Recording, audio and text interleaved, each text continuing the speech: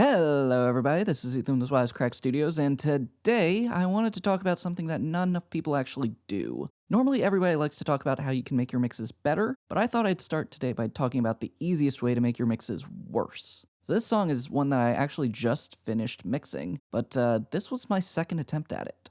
Originally, I had to scrap the project and start over after I was regularly raising up the volume of a couple of instruments, turning the whole thing down, and then doing that over and over and over again. At the end, I kind of just had something that was like the opposite of what I was looking for. All the instruments that were supposed to be in the foreground were in the background, and all the ones that were supposed to be in the background were in the foreground. It's like it was so extreme that I had like all of these samples over here of the kick and the snare, and somehow you couldn't hear them at all in the choruses. It ended up being so bad that it was easier to scrap the whole thing and start over. And when I did, I made sure to do two things differently. And these are two things I highly recommend doing yourself when you have projects with high track counts. The first thing was I went over to my monitors and I just turned up the volume on them. And the second thing was that I used this gain plugin over here to switch my project into mono. Now, I can make a whole video on why you want to use a liberal use of this, but for now I'm going to focus on that first point.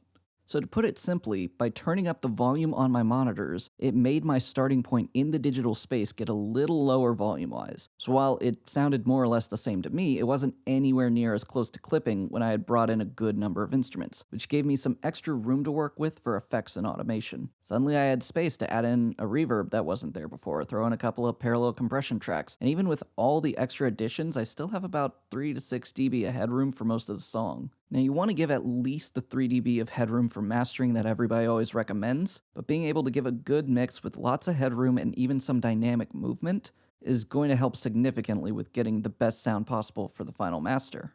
So next time when you start having problems clipping your mix bus, maybe don't be afraid to turn up the volume on your monitors while you rebalance your song. Now, hopefully I've just given you something to help you out in the future. As for me, this has been Ethan with WiseCrack Studios, and I hope that you have a lovely day.